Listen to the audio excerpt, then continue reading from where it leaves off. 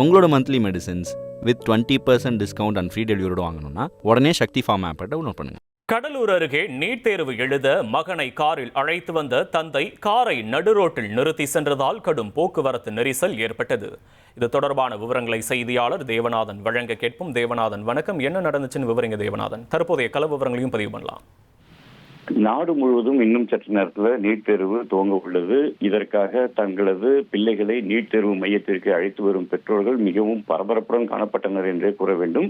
அதே போல கடலூர் திருப்பாதிரிப்புலியூர் பெண்கள் மேல்நிலைப் பள்ளியில ஒரு நீட் தேர்வு மையமானது உள்ளது. இதில் 750 பேர் நீட் தேர்வு எழுத உள்ளார்கள்.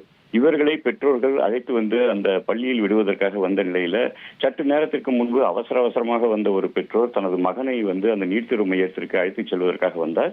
அப்போது பார்த்தோம் அப்படின்னா அவர் தன்னுடைய காரை நடு ரோட்டிலே நிறுத்திவிட்டு அந்த நீட் தேர்வு மையத்திற்கு மகனை அழைத்து கொண்டு சென்றார்.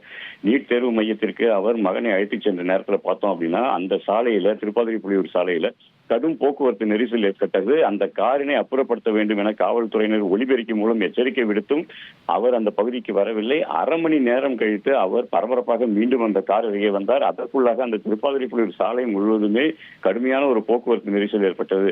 அதன் பிறகு போலீசார் அவரை எச்சரித்து அந்த காரை அப்புறப்படுத்த சொன்னனர். தற்போது அவர் காரை அப்புறப்படுத்தி விட்ட நிலையில அந்த பகுதியில் போக்குவரத்து சீரடைய துவங்கி இருக்கிறது.